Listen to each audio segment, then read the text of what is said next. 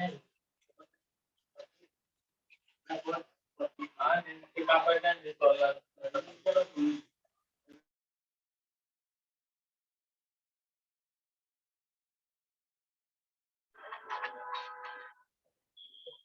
Hello. आ रहा हूँ घर आ रहा हूँ।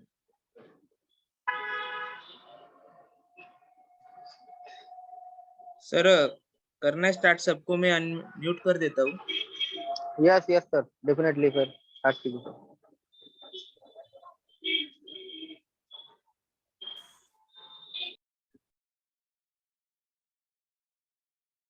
अरे सर कुछ प्रॉब्लम आ रहा है क्या?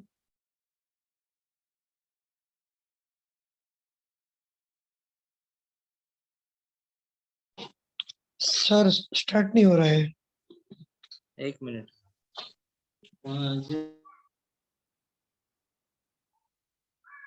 हेलो। हाँ ठीक है। रिकॉर्डिंग आप ऑन ऑफ ने किया क्या? हाँ मैंने किया है। ठीक है। आवाज आ रही ना मेरी सबको?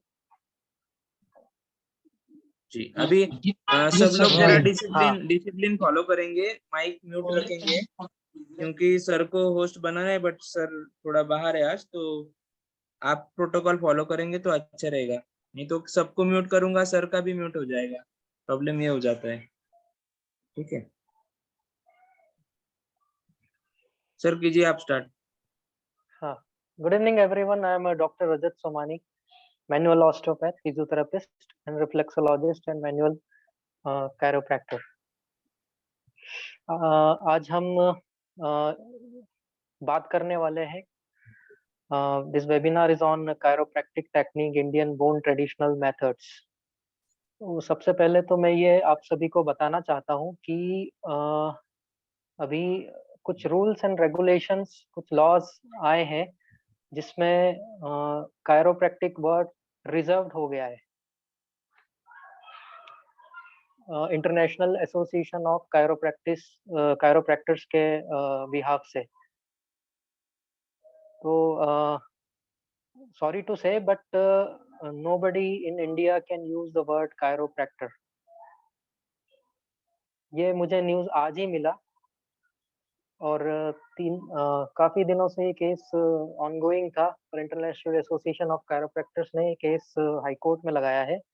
इसलिए कायरोप्रैक्टर वर्ड जो है it's totally copyright and reserved bye international association of chiropractor who has done the 8 years of degree course.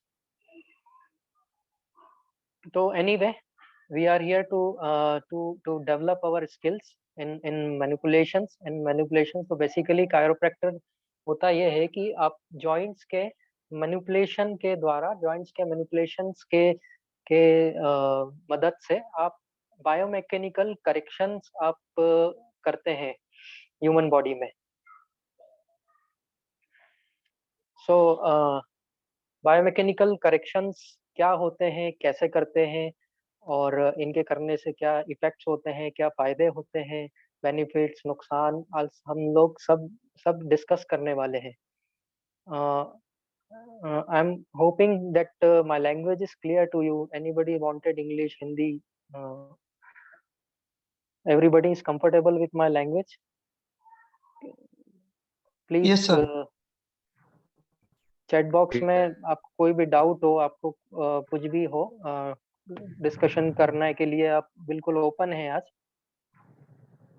Yes sir, we are comfortable. Sir Hindi. What? Hindi? Okay, मैं मिक्स लैंग्वेज यूज हिंदी करूंगा। Sir, Hindi. हाँ, mix language use करूंगा ताकि किसी को तकलीफ ना आए। Okay sir. सर ज्यादातर हिंदी सर। हाँ ठीक है, मेरे ख्याल से सभी हिंदी में कंफर्टेबल रहेंगे।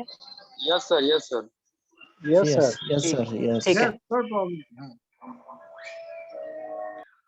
So chiropractic means the manipulation therapy. Chiropractic means manipulation therapy. अभी हम लोग देखते हैं कि manipulations किसे बोलते हैं, क्या बोलते हैं। मुझे नहीं पता आप लोगों ने कभी भी manipulations किए हैं, आप किस फील्ड से हैं। मैक्सिमम लोगों के मैं देख रहा हूँ कुछ नेचुरोपैथ हैं, कुछ आयुर्वेदिक प्रैक्टिशनर्स हैं, एक दो फिजियोथेरेपिस्ट हैं, कुछ लोगों को पता होगा मैनिपुलेशंस क्या होते हैं, मोबिलाइजेशंस क्या होते हैं।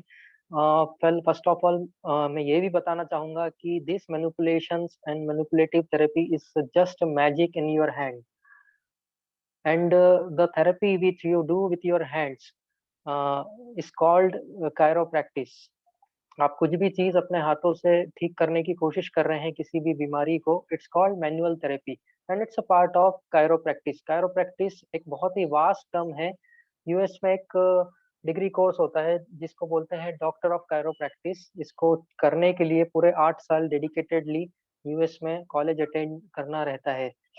So we cannot use the copyrighted words from today onwards because ये मुझे कल ही न्यूज़ मिली थी कि हम लोग कायरोप्रैक्टिक वर्ड कॉपीराइट है, इसको हम लोग यूज नहीं कर सकते हैं। सो in the name of chiropractic उसकी जगह पे हम मैनिपुलेशंस मैनिपुलेटिव थेरेपी यूज करेंगे। सो मैनिपुलेशंस इतना जादुई, इतना मैजिकल टेक्निक क्यों है, मैं आपको बताना चाहूंगा। फॉर एग्जांपल मेरे ख्याल से एनाटॉमी का थोड़ा बहुत नॉलेज, फिजियोलॉजी का थोड़ा बहुत नॉलेज आप लोगों के पास होगा, because everybody is from the medical background. So consider करते हुए कि एनाटॉमी का नॉलेज है आप लोगों को, थोड़ा सा मैं कायरोप्रैक्टिस इन द बैकग्राउंड थोड़ा एनाटॉमी भी समझाता जाऊंगा, क्योंकि we are having a short time. तो करते हैं डिस्कस, है ना। फॉर एग्जाम्पल मैं एक बीमारी से स्टार्ट करता हूँ। फ्रोजन शोल्डर बहुत ही कॉमन एक बीमारी होती है, फ्रोजन शोल्डर। आप लोगों को पता होगा, जिसमें हाथ जाम हो जाता है, जिसको हिंदी में कंधा जाम बोलते हैं। ये डायबिटीज के कारण होता है, ये इंजरी के कारण होता है। फ्रोजन शोल्डर के कारण भी बहुत सारे होते हैं, सुप्रास्पाइनेटस टियर, मसल लॉक हो जाना, या इंजरी की वजह से एडहेशंस फॉर्म हो जाना, जिसको पेरी अर्थराइटिस भी बोला जाता है। दिस काइंड ऑफ डिसीजेस को एक कॉमन नेम देते हैं फ्रोजन शोल्डर। मीन्स कंधा आपका फ्रीज हो गया, फ्रोजन हो गया। मीन्स आप जितने भी मूवमेंट आपके शोल्डर्स में होते हैं, flexion, extension, internal rotation, abduction and adduction, इन सभी में आपको प्रॉब्लम आने वाला है। इन सभी का मूवमेंट लॉक हो जाएगा। आप लोगों के पास पेशेंट्स आते होंगे जिसमें लोग बोलते हैं कि शोल्डर उठ नहीं रहा डॉक्टर साहब, बड़ा दर्द हो रहा है। तो आप लोग अलग अलग विधाओं से, अलग अलग टूल से आप उनका ट्रीटमेंट करने की कोशिश करते हैं, बट आपने देखा होगा कि आज आपने ट्रीटमेंट किया लेकिन कल फिर वो लॉक हो जाएगा। आज आपने बहुत मेहनत करके मसाज किया, सॉफ्ट टिश्यू टेक्निक यूज करी, कुछ आयुर्वेदिक दवाइयां दिया या नेचुरोपैथी करी, लेकिन कंधा फिर से दूसरे दिन जाम हो जाता है। इसका रीजन क्या होता है, क्यों ये कंधा जाम हो गया, इसके रीजन बिहाइंड इसका क्या है, वो मैं थोड़ा सा शब्दों में डिस्क्राइब करूंगा। आपने सुना होगा every human joint work in the best biomechanical position. जो भगवान ने हमको एक बायोमैकेनिकल पोजीशन दी है ह्यूमन बीइंग को, वो सबसे बेस्ट पोजीशन होती है। फॉर एग्जांपल, ये जो कंधा आपको दिख रहा है, मेरे आपके दोनों कंधे दिख रहे हैं। मैं अभी डिस्टॉर्टेड बायोमैकेनिकल पोजीशन आपको बताऊंगा तो आपको नॉर्मल बायोमैकेनिकल पोजीशन अपने आप पता लग जाएगी।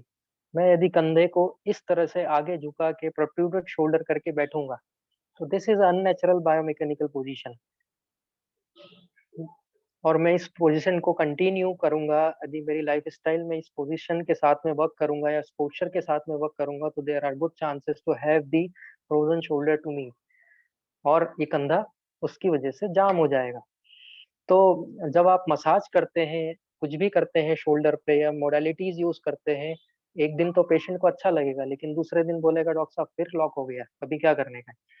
तो ये क्यों लॉक हो गया, इसके पीछे का जो रीजन है वो है एबनॉर्मल बायोमैकेनिकल पोजीशन। और उसी एबनॉर्मल बायोमैकेनिकल पोजीशन को, बायोमैकेनिकल फॉल्ट को ठीक करने की जो मेथड है वो है मैनिपुलेटिव थेरेपी या मैनिपुलेशंस। फॉर एग्जाम्पल, आपका शोल्डर एंटीरियर पोजीशन में लॉक हो गया है, इसको प्रोट्रूडेड शोल्डर कहते हैं। तो एक कायरोप्रैक्टिक वीडियोस जो आप यूट्यूब पे देखते हैं या तमाम जो वीडियोस देखते हैं, उसमें एक कायरोप्रैक्टर या मैनिपुलेटिव थेरेपिस्ट इसको यहाँ से पुश करके पीछे कर देता है, और एक क्लिक की आवाज अंदर से, जॉइंट की आवाज उसमें से निकलती है, और तुरंत उस वीडियो में देखा जाता है कि उसका हाथ जो है पेशेंट का फुल रेंज में ओपन हो गया। आप लोग बोलते हैं कि ये कोई जादू हो गया है, मैजिक हो गया। दोस्तों, ये कोई मैजिक नहीं है, this is a scientific therapy. एक मिस अलाइंड जॉइंट को, एक मिस प्लेस्ड जॉइंट को आपने उसकी जगह पे ला दिया, उसकी प्लेस में ला दिया, जिसकी वजह से उसका कंधा उठने लग गया।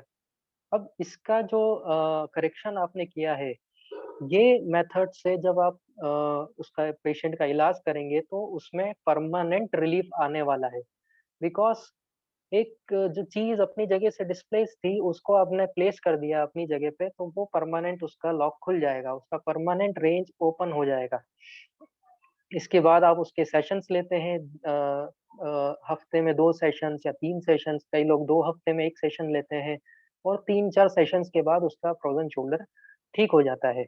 तो ये बहुत ही वंडरफुल टेक्निक है, बिकॉज़ जो ऊपर वाले ने जो पोजीशन दी थी जॉइंट की, जिसमें हम लोगों ने फॉल्ट पैदा किया बिकॉज़ ऑफ कंप्यूटर वर्किंग और सॉफ्टवेयर वर्किंग और मोबाइल वर्किंग। क्योंकि हम लोगों का आपने देखा होगा काइफोटिक पोस्चर या इसको काइफोटिक पोस्चर या स्तूप पोस्चर में जब कब बनता है, जब हम लोग कंप्यूटर पे काम करते हैं इस तरह से घंटों बैठ के, या मोबाइल चलाते हैं इस तरह से घंटों बैठ के। उस वक्त हम खुद अपने बॉडी के पोस्चर को मिसअलाइन कर देते हैं, और इसको वापस से नॉर्मल अलाइनमेंट में लाने की जो मेथड है वो है मैनिपुलेटिव थेरेपी। जो जो इंडियन कायरोप्रैक्टर्स हुआ करते थे, कायरोप्रैक्टर को इंडिया में पहले हार्डवेयर बोला करते थे या इंडियन ट्रेडिशनल बोन सेटर बोला करते थे, वो लोग भी यही काम करते थे। वो लोग आपने देखा होगा कई बार रस्सी बांध के कंधे को पीछे खींच देते थे, एक चट की कट की आवाज आती थी, और वो कंधा ठीक हो जाता था, या वो जो भी जॉइंट में करते थे वो जॉइंट ठीक हो जाता था, तुरंत पेशेंट पेन फ्री होके चलने लगता था। वो सारी मेथड भी यही थी, बट इंडिया का ये दुर्भाग्य रहा है कि यहाँ पे कुछ भी चीजें डॉक्यूमेंट नहीं हो पाई। इसीलिए हम लोगों को भी, आप लोगों को भी जो इंडियन मेथड्स है वो सीखने के लिए विदेशियों की मदद लेना पड़ती है। बिकॉज हम लोगों ने पेटेंट नहीं किया इन चीजों को, हम लोगों ने कोई कॉपीराइट नहीं लिया। अभी ये इशूज इसलिए आ रहे हैं क्योंकि इंडियंस ने कायरोप्रैक्टिस पे वर्क ही नहीं किया। जो पुराने हार्डवेयर थे, जो केरला में ओल्ड हार्डवेयर हुआ करते थे, इंडियन कायरोप्रैक्टर हुआ करते थे, उन लोगों ने कोई भी साइंटिफिक डॉक्यूमेंटेशन नहीं किया। इसका फायदा पूरे वर्ल्ड ने उठाया, और इंडिया की ही टेक्निक विदेश चली गई, वहां से फिर कॉपीराइट होके हम लोगों को ही बेची जा रही है। तो एनीवे दोस्तों, हम लोग का उससे कोई लेना देना नहीं है। We just here to improve our skills. We want to treat our patients happily, we want to treat our patients with the satisfied results. So एक एग्जांपल मैंने आपको फ्रोजन शोल्डर का दिया था कि ये इस तरह से कैसे मैनिपुलेशन से शोल्डर्स ठीक हो जाते हैं, क्यों ठीक हो जाते हैं। उसके पीछे एक रीजन बताया था कि क्यों मैनिपुलेशन थेरेपी इतनी मैजिकल है। इसके बाद आप आजकल क्या होता है यूट्यूब पे बहुत लोग वीडियो डाल रखे हैं अपने कि जरा सा जॉइंट हिलाया और कट की आवाज निकल गई, हर जॉइंट से कट की आवाज निकल रही है, और पेशेंट बोलता है चमत्कार हो गया, मैं ठीक हो गया। दोस्तों आप भी जानते हैं यूट्यूब पे कितना सच और कितना झूठ होता है, कितना मैनिपुलेशंस और मैनिपुलेटिव वीडियोस वो रहते हैं। ये किसी से छिपा हुआ नहीं है। तो उस बारे में मैं बात नहीं करूंगा, बट हाँ ये फैक्ट है कि कायरोप्रैक्टिस या मैनिपुलेशन थेरेपी होती है, मैजिकल होती है, बट उसको एग्जाजरेटेड वे में जो दिखाया जा रहा है उसकी वजह से ये फील्ड बदनाम हो रही है। बिकॉज ऐसा नहीं होता कि एक सिटिंग में आया फ्रोजन शोल्डर, एक सिटिंग में ठीक हो गया। हमने तो कभी नहीं देखा ऐसा, हमारी 12 साल की प्रैक्टिस हो गई है, तो मैंने कभी ऐसा नहीं देखा कि एक सिटिंग में फ्रोजन शोल्डर ठीक होता है। हाँ, रिलीफ आना और ठीक होने में फ़र्क है, एक सिटिंग में उसको रिलीफ आएगा, बट ठीक होने के लिए टाइम लगेगा। फ्रोजन शोल्डर एक दिन में डेवलप नहीं हुआ, उसको डेवलप होने में 1 महीना, 2 महीना लगा है, तो कैसे वो एक दिन में ठीक हो जाएगा? 5 से 6 सेशन लगेंगे। आपके ट्रीटमेंट को ये फास्ट कर देती है मैनिपुलेशन थेरेपी, जिससे आपका रिजल्ट फास्ट आता है, आप और लोगों के कंपैरिजन में फास्ट रिजल्ट दे पाते हैं। ये एक डिफरेंस आपको इस कोर्स के बाद ये एक डिफरेंस आपको देखने को मिलेगा, आपकी ओपीडी बढ़ेगी। अब ऑब्वियसली जब पेशेंट ठीक होते हैं तो ओपीडी अपने आप बढ़ती है। तो it's all depends on the tools you are having, and this method is also a tool. For example अब ये बहुत सारे क्वेश्चन मेरे पास आएंगे कि सर कायरोप्रैक्टिस से ये बीमारी ठीक हो जाएगी क्या, कायरोप्रैक्टिस से या मैनिपुलेशन से ये बीमारी ठीक हो जाएगी क्या? तो बॉडी अलाइनमेंट से ये बीमारी में क्या मदद मिलेगी? तो मैं बोलता हूँ this method is only a tool, body alignment is only a tool. जिस तरह से आपके पास बहुत सारे हथियार रहते हैं जंग में, एंड आपको डिसाइड करना है कौन सा हथियार यूज करना है। आपको तलवार यूज करना है, आप तलवार यूज करिए। आपको गन यूज करना है, आप गन यूज करिए। जैसा दुश्मन है वैसा हथियार आपको यूज करना है। This is just a tool. आप नेचुरोपैथ हो या आयुर्वेदिक डॉक्टर हो, आप अपना ट्रीटमेंट करते रहिए, आयुर्वेदिक मेडिसिन, नेचुरोपैथी या फिजियोथेरेपी जिससे भी यूज कर रहे हैं, बट इस मेथड को यूज करके एक आपका टूल एनहेंसमेंट कर सकते हैं। आप एक टूल से अपने ट्रीटमेंट के रिजल्ट को फास्ट कर सकते हैं।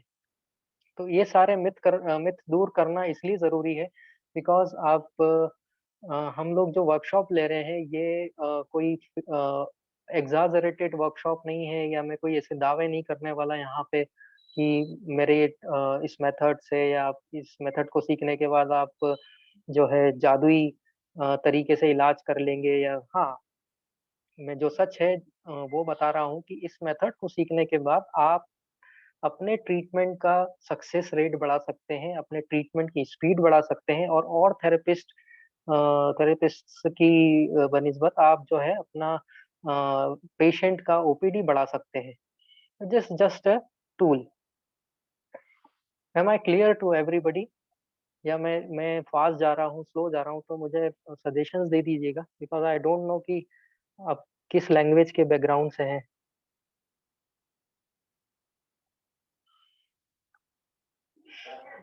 अभी फिलहाल बहुत अच्छा चल रहा है सर, बढ़िया चलने दीजिए। ठीक है।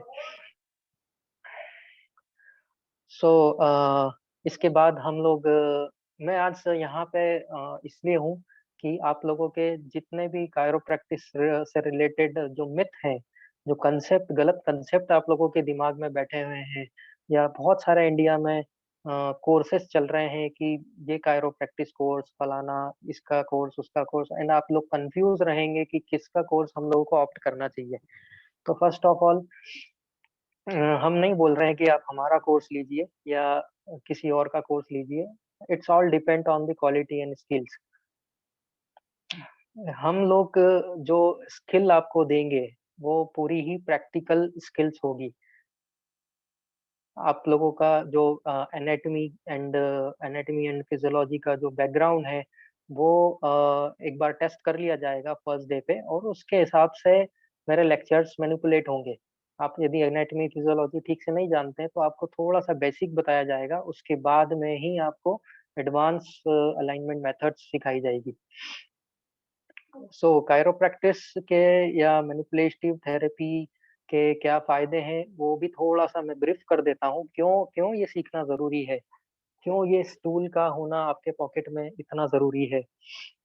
तो दोस्तों मैं एक एग्जांपल से आपको फिर से बताना चाहूंगा कि जब बॉडी मिसअलाइंड रहती है तो क्या होता है। या आप आप सभी लोग टू व्हीलर या फोर व्हीलर ड्राइव करते होंगे। सोचिए कभी आपकी कार मिसअलाइंड हो जाए तो क्या होगा। कार आपकी यदि मिसअलाइंड हो गई, व्हील अलाइनमेंट बिगड़ गया तो कार एक डायरेक्शन में घुसेगी। एम आई राइट? उसका बैलेंस बिगड़ जाएगा, एंड उसके जो टायर्स हैं उसका वियर एंड टियर होता रहेगा। टायर एक तरफ से घिसने लगेंगे। यदि फिर भी आपने ध्यान नहीं दिया तो कार का इंजन एक दिन खराब हो जाएगा। अब आप मैकेनिक के पास जाएंगे, आपका मैकेनिक बोलेगा कि आपकी कार के इंजन में काम है, इतना आपको एक्सपेंस आएगा। तो आप बोलेंगे कि यार नई कार थी, इतना एक्सपेंसेस कैसे आएगा, इसका इंजन कैसे खराब हो गया। तो उसके पीछे की जो ये कहानी थी वो मिसअलाइनमेंट थी। अभी मैकेनिक से भी आप अवेयर हैं आपके कार के अलाइनमेंट के बारे में, तो आप क्या करेंगे? आप छोटे से व्हील अलाइनमेंट शॉप पे जाएंगे। वो व्हील अलाइनमेंट वाला क्या करेगा, एक छोटा सा 50 ग्राम्स का वेट आपके कार के पहिए में डाल देगा। उस 50 ग्राम्स के वेट से आपकी कार बिल्कुल अलाइन हो जाएगी, एंड आपके इंजन पे लोड आना बंद हो जाएगा। सो सोचिए आपका जो ह्यूमन बॉडी है, it's just like a car, it's just like a machine, and that locomotory tool has been given by the god to you. यदि ये मिसअलाइंड है ना, अभी आपके बॉडी के जो पहिए हैं वो क्या है, आपके पैर हैं। आपके पैर मिसअलाइंड हो गए तो आप सोचिए क्या हो सकता है। जब आपके पैर मिसअलाइंड हो जाएंगे तो आपका स्पाइन भी मिसअलाइंड हो जाएगा। स्पाइन आपका सेंट्रल पिलर है, और जब आपका स्पाइन मिसअलाइंड होगा तो आपको पता होगा कि स्पाइन में 33 हड्डियां जो वर्टिब्रास होती है उसके आजू बाजू से जो नर्व्स निकलती है वो autonomic nervous system, sympathetic and parasympathetic system के थ्रू पूरे बॉडी के ऑर्गन्स को सप्लाई करती है। जब स्पाइन मिसअलाइंड होगा तो बॉडी की विसरल ऑर्गन्स का जो फंक्शन है, जो फिजियोलॉजी है, वो पूरी की पूरी डिस्टर्ब हो जाएगी।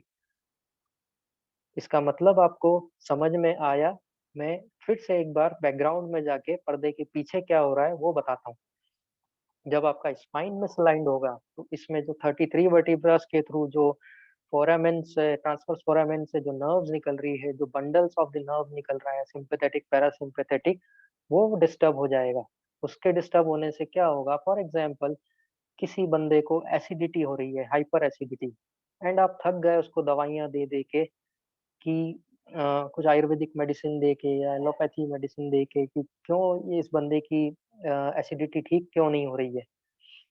वो इसलिए ठीक नहीं हो रही है क्योंकि आपने उसका स्पाइन चेक ही नहीं किया। उसके स्पाइन का जो T5, T6, T7 जो सेगमेंट है वो मिसअलाइंड होगा। उसके मिसअलाइंड होने से वहाँ की जो नर्व सप्लाई कर रही है जो स्टमक को, वो मिसफंक्शन करेगी, वो डिसफंक्शन में चली जाएगी। उसकी वजह से जो प्रॉपर नर्व सिग्नल मिलना चाहिए स्टमक को वो मिल नहीं पाएंगे, और आप कितना भी दवाई एंटासिड्स वगैरह कुछ देते रहिए, वो प्रॉब्लम एसिडिटी का ठीक नहीं होने वाला।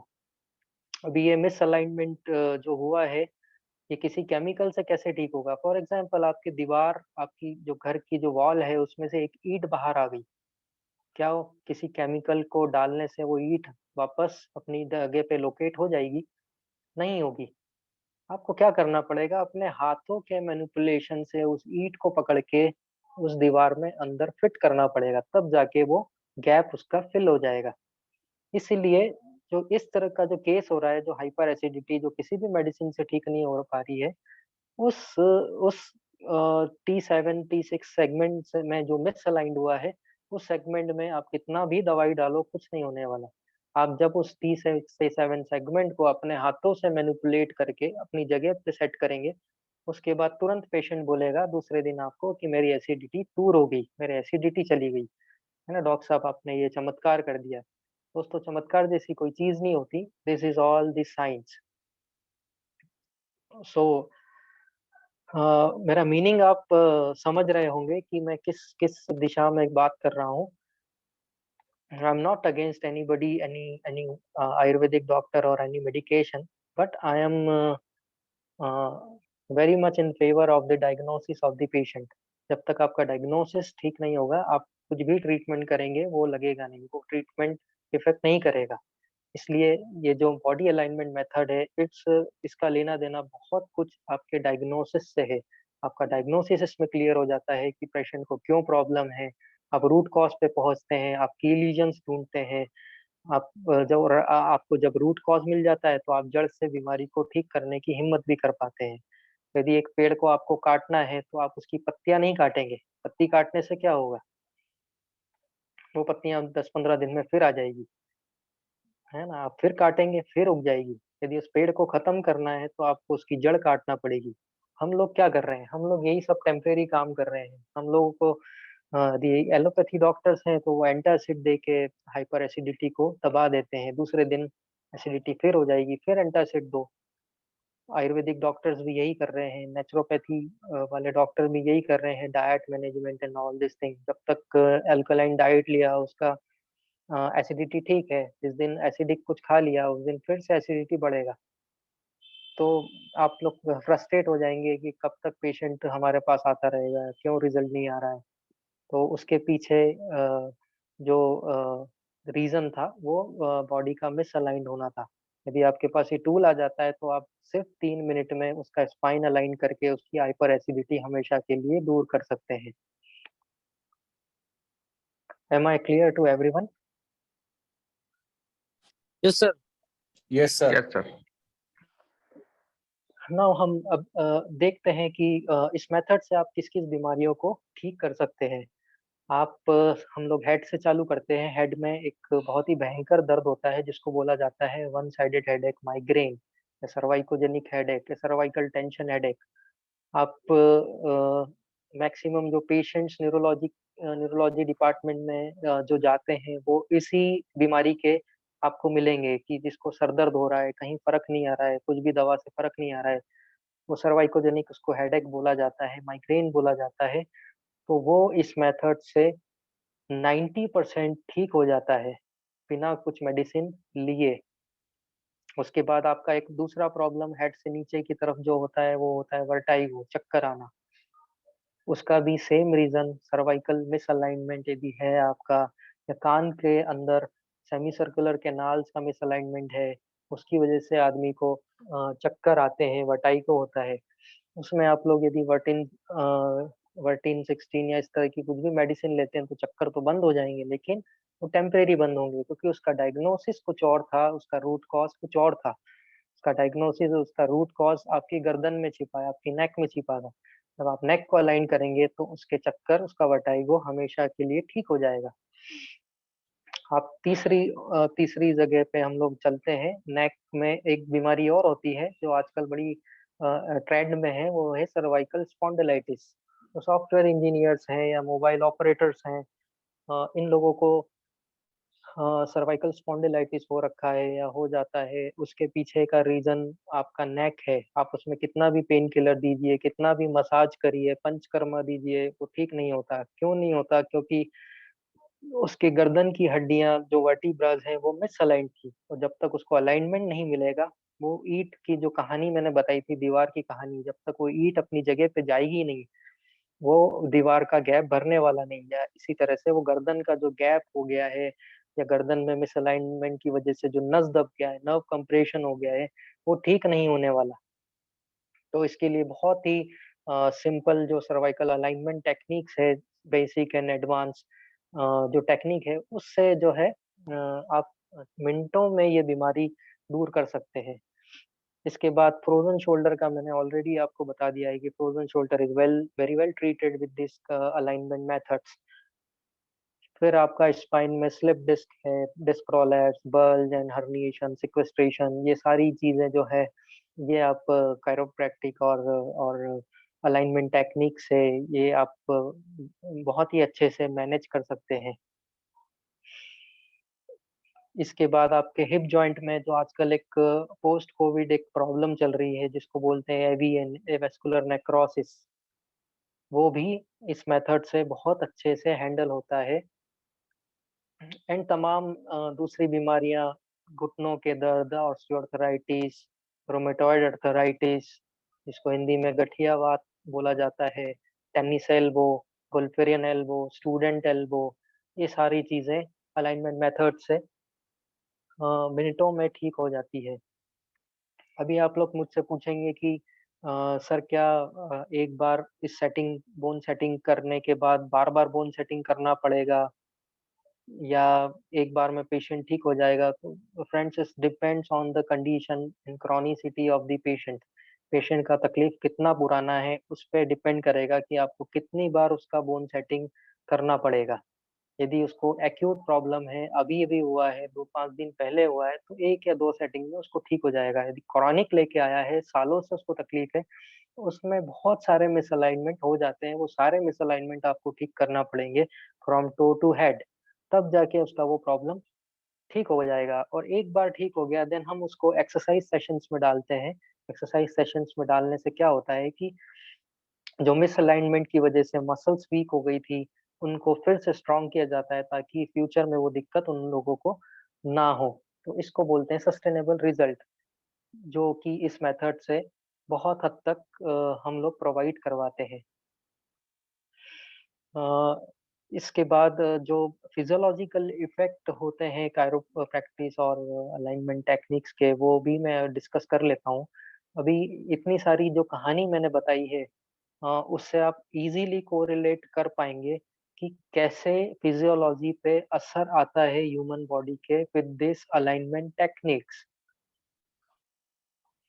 आप लोगों ने कोविड के टाइम में सुना होगा कि प्रोन पोजीशन बड़ी फेमस हुई थी यूट्यूब चैनल पे कि पेशेंट को यदि ऑक्सीजन नहीं मिल रहा है या उसका सेचुरेशन डाउन हो रहा है तो उसको प्रोन पोजीशन में लिटाओ, मीन्स उल्टा लेटाओ, तो तुरंत 10-20 पॉइंट से उसका सेचुरेशन बढ़ जाता था। तो आपने कभी सोचा कि क्यों उसका सेचुरेशन तुरंत उल्टा लेटाने से बढ़ गया? किस चीज़ का रोल है उल्टा लेटाने में? आप थोड़ा-सा इसको सोचिए, उसके बाद मैं पूरी इसके पीछे की स्टोरी आपको बताने वाला हूँ, कि हुआ क्या था उस वक़्त। जब आदमी को उल्टा लेटाया जाता है तो अ, जो फिजियोथेरेपिस्ट है आई थिंक इसमें इस ग्रुप में वो जानते होंगे कि उनका स्पाइन किस किस पोस्चर में रहता है।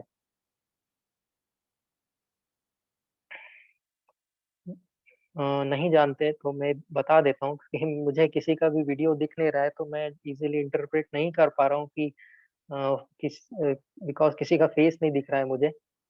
तो मैं कुछ भी इंटरप्रेट नहीं कर पा रहा हूँ कि आप लोग समझ रहे हैं, नहीं समझ रहे हैं, कि मेरे जो क्वेश्चन्स हैं उसके आंसर दे रहे हैं, नहीं दे रहे हैं। तो मैं सिंपली आपको बता देता हूँ, थोड़ा-सा कोऑपरेट कीजिएगा।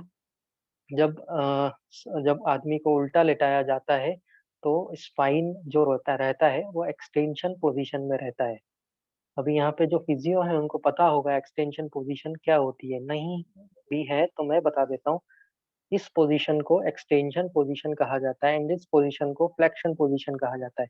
तो जब उल्टा लेटाया जाता है, तो एक्सटेंशन पोज़ीशन में आपकी बॉडी रहती है। एक्सटेंशन पोजीशन किस चीज़ की? एक्सटेंशन पोजीशन आपकी रीढ़ की हड्डी की, आपके स्पाइन की एक्सटेंशन पोजीशन।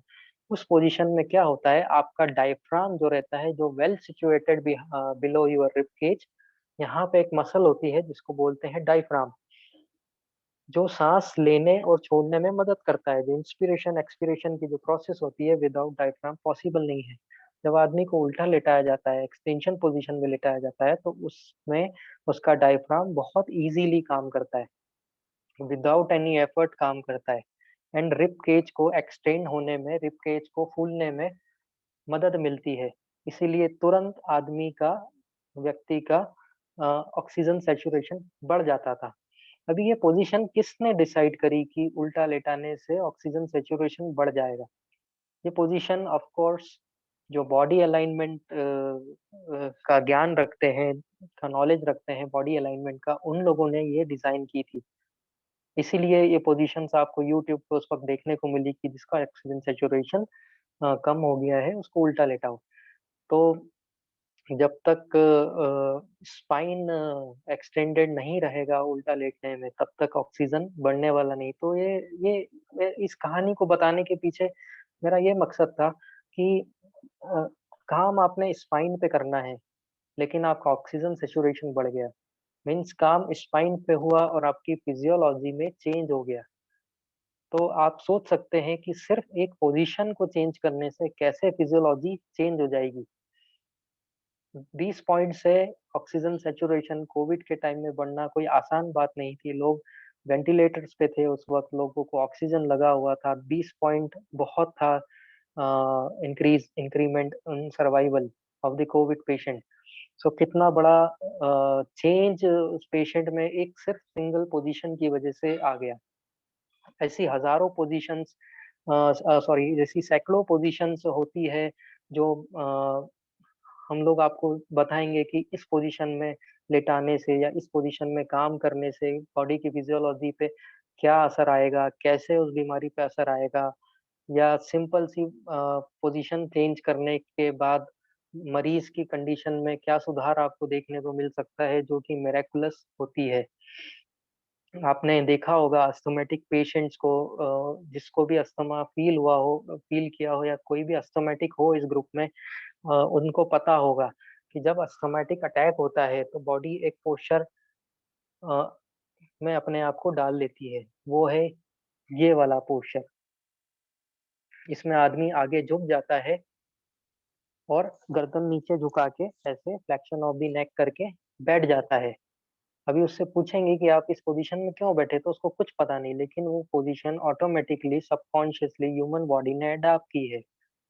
उस पोजीशन में अस्थमैटिक पेशेंट को बहुत रिलीफ मिलता है, उसको साँस का जो है सफोकेशन हो रहा था, वो सफोकेशन तुरंत दूर होने लगता है।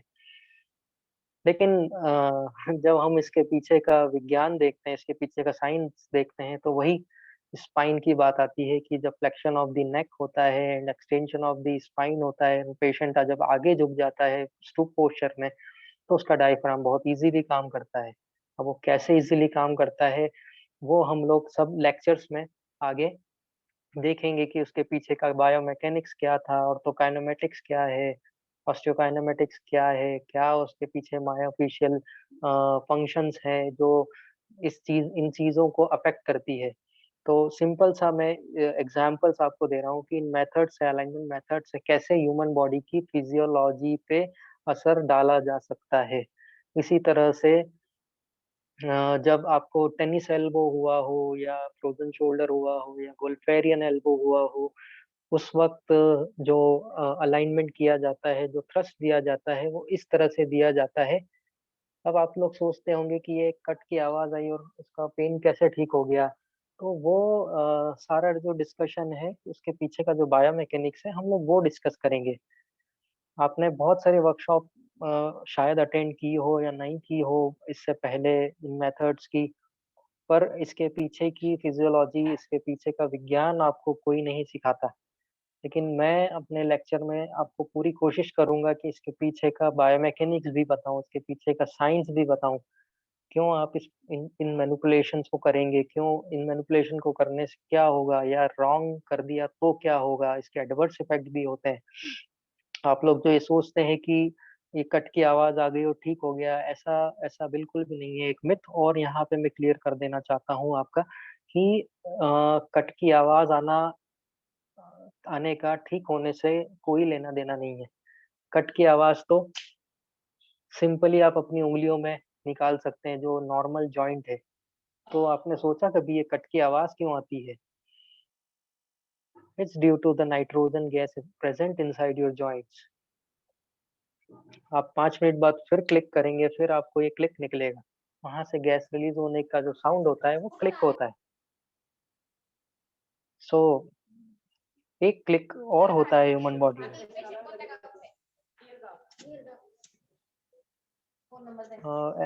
Anybody is having problem?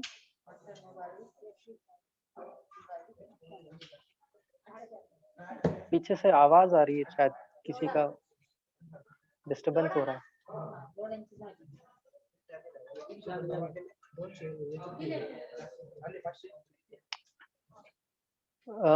पीछे से आप म्यूट कर लीजिए प्लीज, किसी का आवाज आ रहा है, डिस्टर्ब कर रहे हैं सभी को।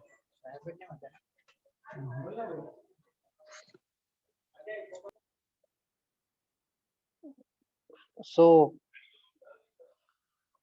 सॉरी, लिंक टूट जाता है।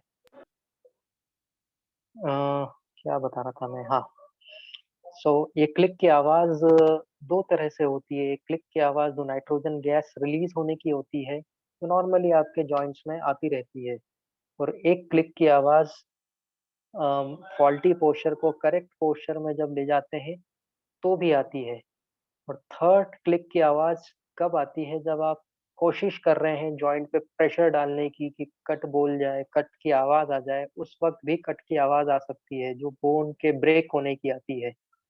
कई बार पेशेंट्स को उल्टा लेटा के बोन सेटर्स या अलाइनमेंट करने वाले लोग पूरे खड़े हो जाते हैं प्रेशर के साथ में, उनका बॉडी वेट के साथ में। उस वक्त कट की आवाज तो आएगी, लेकिन वो रिब के टूटने की वजह से आती है।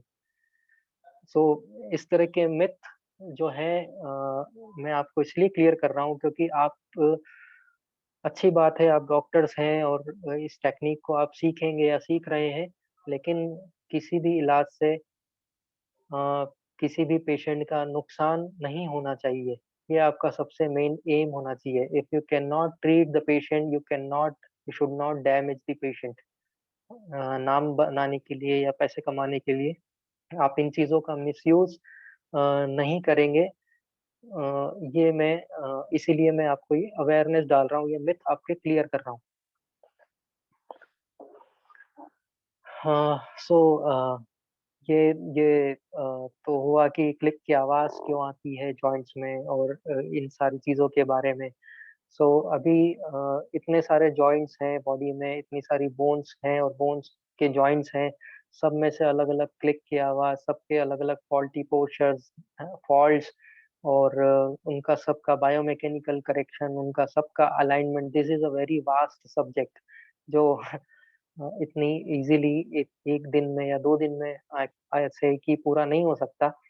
इसके लिए हम लोग जो वर्कशॉप ले रहे हैं, या 4 डेज की रखी है, ताकि एक एक जॉइंट के बारे में मैं आपको सिखा सकूं। जिन लोगों के भी क्वेश्चंस हैं रिगार्डिंग दिस कोर्स एंड मैंने जो भी बताया है आपको, उसमें भी यदि कुछ डाउट है या कुछ पर्सनली पूछना चाहते हैं तो चैट बॉक्स में डालते रहिए, ताकि मैं उनका भी आंसर्स करते जाऊंगा, क्योंकि we are having a very short time now.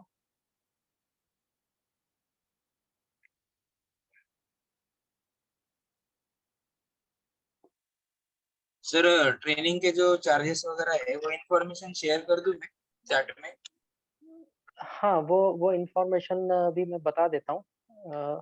Training का चार्जेस हम लोगों ने बहुत ही कम रेट में रखा है, बिकॉज हम चाहते हैं कि, मैं जानता हूँ कि मेडिकोज और नॉन मेडिकोज के लिए कितना मुश्किल होता है पैसा निकालना, और जो कोर्सेज चल रहे हैं भारत देश में वो बहुत ही महंगे कोर्सेज हैं, जो हर किसी के बस की बात नहीं है उनको सीखने का। और मैं किसी के भी बारे में कमेंट नहीं कर रहा हूँ, क्योंकि मैं पर्सनली किसी को भी ब्लेम नहीं कर सकता, वो उन लोगों का लुक आउट है।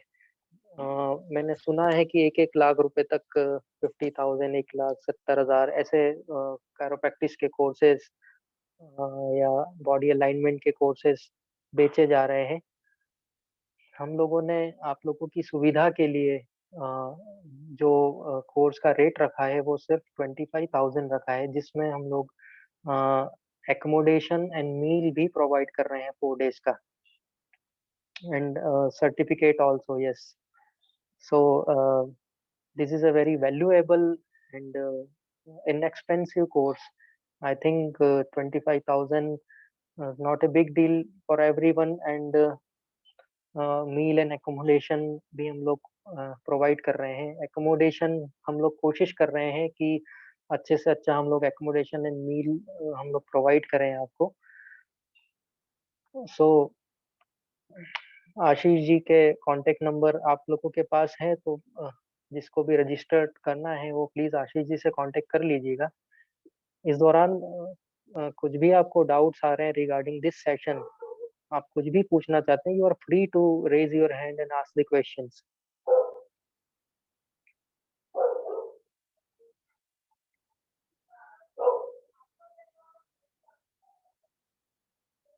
आशीष जी, सर कितने दिन का कोर्स होगा ये? This is a 4 days course. जी सर। और कब हेलो से स्टार्ट वगैरह होगा, कुछ डिटेल्स? सर डिटेल्स में अभी शेयर करते हुए यहाँ पे सब लोग पढ़ लेना। एक 1 मार्च से 4 मार्च अपना कोर्स है सर। ओके, 1 मार्च से स्टार्ट हो रहा है, और रजिस्ट्रेशन करना है जिनको, तो 5,000 रुपीज एडवांस पेमेंट जमा करना है मेरे पास। हम सिर्फ 30 सीट्स अलाउ करेंगे एक बैच में। Okay, almost half of the batch जो है वो रेडी हो गया है। ओके, तो बाकी अभी अराउंड 50 सीट्स है अवेलेबल। तो मेरा नंबर मैं दे देता हूँ, जो भी है मुझे व्हाट्सएप डाल दो, मैं पर्सनली सबको इन्फॉर्मेशन भेज दूंगा, और इस पे चैट में भी मैं डालता हूँ इन्फॉर्मेशन। बट फिर उसमें क्वेरीज आएगी, क्वेरीज जनरेट होगी, तो एवरीवन क्या करो कि मुझे कॉल कर लो या चैट, जो भी इंटरेस्टेड है मैसेज कर दो, तो आराम से पढ़ लेना डिटेल। कुछ क्वेरी रहेगा कॉल कर लेना, ठीक है? कोर्स की प्लेस क्या होगी sir?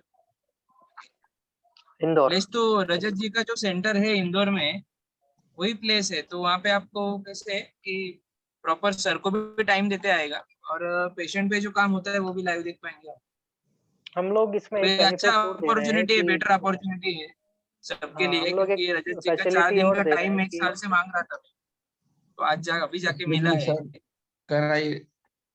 Sir, can you do practical on patient?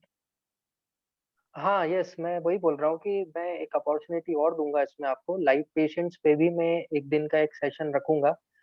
तो आप लोग पेशेंट्स पे प्रैक्टिस नहीं कर पाएंगे because it's a personal matter, because patient allow नहीं करता किसी अनजान व्यक्ति से हाथ लगवाने में, बिकॉज पेशेंट सब्जेक्ट नहीं होता ना। Yes, तो sir. Yes, sir. No, it is so. Patient का हम लोगों का जवाबदारी होता है उसको ठीक करने का, यदि वो बिगड़ गया तो भी हमारा जवाबदारी होता है।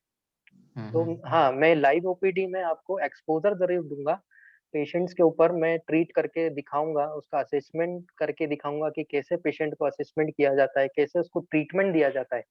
देन आप अपने मॉडल्स पे एक दूसरे के ऊपर वो प्रैक्टिस आप परफॉर्म कर सकते हैं इस कोर्स में, but live Sir, OPD experience आपको मिलेगा। और सर जो जो प्रैक्टिकल का ट्रेनिंग का मिलेगा, इसका सर वीडियोग्राफी भी होगा, हमको प्रोवाइड किया जा सकता है क्या सर? हाँ जी, आपको आपको वीडियोग्राफी इसका करेंगे, आपको दे दिया जाएगा। Okay sir, can I sir ask one 4 personal, दिन हाँ जी, can I ask one personal question? जी जी जी, Sir, I am already in practice. I am retired from Indian Navy, okay and I was subbed at 20 years in medical branches, medical department. Pattern, After okay retirement, I what do practice some in what rural you area. what you was in medical practice, or you are a physician? No, madam, not a doctors. I was Okay, okay. there was a pharmacist Okay, there you are and pharmacist. and Yes, yes. also a physiotherapist. Okay, After okay. retirement, I So, joined the Indian Railway. So what I you do want some to ask? practice. Sir, one patient today, lady came to me. Okay. Who was suffering from knee pain. Can I do something? 100%, 100%. You can do correction of the knee joint, knee misalignment. She will have she will have better pain better हो जाएगा उसका. She will get feel better in the knee after knee alignment, and you can reverse the osteoarthritis of knee also. Sir, I have a IFT and a wax bath, some ultrasonic. It is better, sir. हाँ, देखो वो सब चीजें physiotherapy का जो modalities है वो Yes, sir. अपनी जगह एक अलग टूल है। मैंने पहले ही बोला कि this alignment method is a bone setting method is a tool. Tools, जो yes, sir. फिजियोथेरेपी का It is also a modality kind of treatment. है, हाँ वो उसमें हेल्प करेगा आपको पेन कम करने के लिए, वैक्स बाथ भी हेल्प करेगा, आईएफटी भी हेल्प करेगा, बट कायरोप्रैक्टिक अलाइनमेंट और ये जो मेथड्स होती है इससे आपको ज्यादा हेल्प मिलेगी उसका परमानेंट क्योर करने में। Yes, sir. ज्यादातर पेशेंट यही आते हैं सर मेरे पास, हाँ ये जी जी घुटना जी, दर्द, कमर तो दर्द, जो साइटिका प्रॉब्लम होता है, जो हाँ तो इसमें बहुत होरिजॉन्टल वंडरफुल शोल्डर, रिजल्ट्स हैं, इसमें बहुत सर्वाइकल वंडरफुल रहता है। रिजल्ट्स हैं। यस हाँ, यस यस, हम लोग सभी मैंने बीमारी लाइव पेशेंट्स पे आपको दिखाएंगे कि कैसे ठीक किया जाता है। Yes sir, yes sir, it is good sir. Sir एक मेरा क्वेश्चन है जी। मेरा नाम डॉक्टर आलम है, I am from Nagpur. Yes Alam. मैं नेचुरोपैथी फिजिशियन हूँ प्लस वेलनेस एक्सपर्ट हूँ। ओके। मेरा ये क्वेश्चन है कि ऑस्टियोपैथी और कायरोप्रैक्टिस, इज इट डिफरेंस और same? No, it's totally different. Okay. So somebody had told me that chiropractic comes from osteopathy.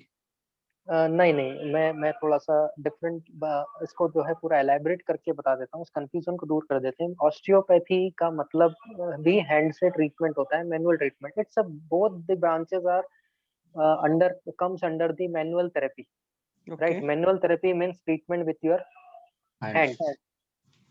So chiropractic means you do thrusting, you do the joint thrusting. Thrusting का मतलब होता है click करना। Correct.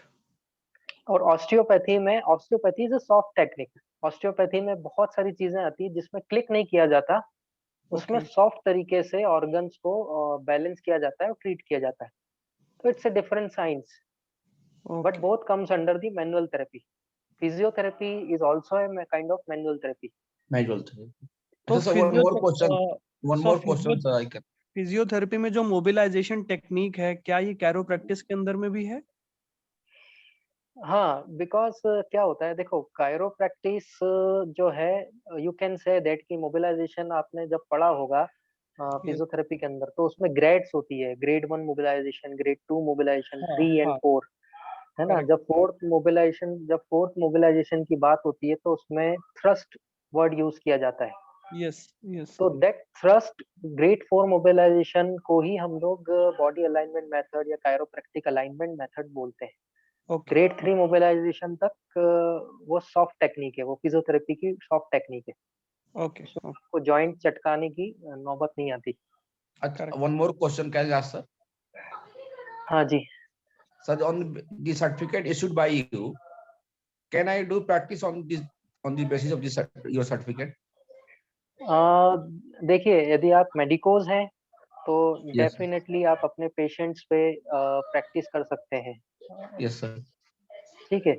But मैंने अभी starting में ही बोला है कि एक रूल पास हुआ है all over the India, nobody can use the word chiropractor, nobody can use, because उसके लिए 8 साल का डिग्री होना जरूरी है। ये इंडियन गवर्नमेंट और इंटरनेशनल गवर्नमेंट का रूल निकला है, लॉ निकला है। सो आप अपने क्लिनिक के बाहर कायरोप्रैक्टर का बोर्ड नहीं लगा सकते, अनफॉर्चुनेटली।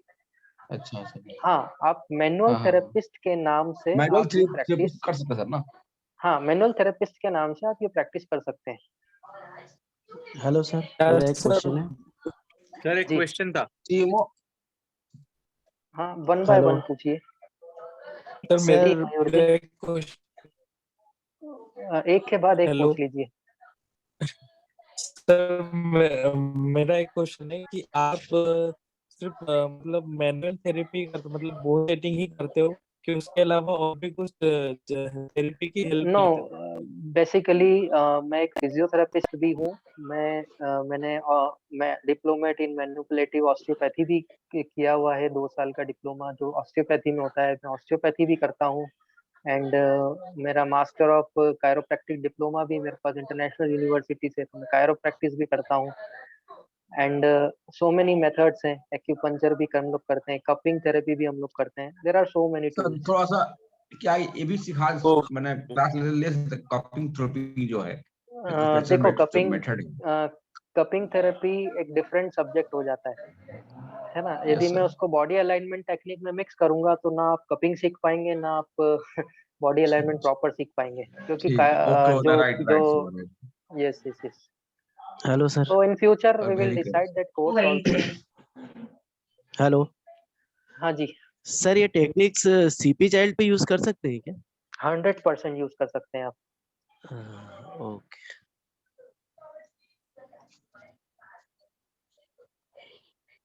सर मेरा भी एक क्वेश्चन था। जी। कायरोप्रैक्टिस में जो हम लोग 4 दिन का कोर्स दे रहे हैं, तो ये एडवांस वाला है या बेसिक वाला है? देखो, मैं फिर से आपको एक कंसेप्ट, फिर से एक मिथ क्लियर कर देता हूँ कि अब आज के बाद से जब से ये जो रूल आया है इंडिया में, nobody can use word chiropractic in chiropractor, because India में आई डोंट थिंक कि कोई कायरोप्रैक्टर 8 साल का जो डिग्री लिया हुआ कायरोप्रैक्टर मुझे आज तक नॉलेज में नहीं है। हाँ, कोई भी नहीं। nobody can use this word and this name. Okay. So आप बेसिक और एडवांस की जब बात आती है, जी, ठीक है, तो इसमें लेवल्स होते हैं। फॉर एग्जाम्पल, आप किसी का कोई भी सब्जेक्ट, आप स्कूल गए होंगे तो फर्स्ट से लेके 12th क्लास होती है, करेक्ट। ठीक है। तो जब तक आप फर्स्ट नहीं पढ़ेंगे आप सेकंड नहीं पढ़ सकते, आप थर्ड में नहीं जा सकते, ठीक है। तो इसके लिए 2 अलग अलग वर्कशॉप हमने डिजाइन करी है, एक बेसिक लेवल की है एंड एक एडवांस लेवल की है। बेसिक लेवल में हम वो सिखाएंगे, उसमें पूरा उसका बेसिक लेवल से नॉलेज दिया जाएगा, anatomy, physiology, what is biomechanics and what is simple manipulation techniques, which is not risky.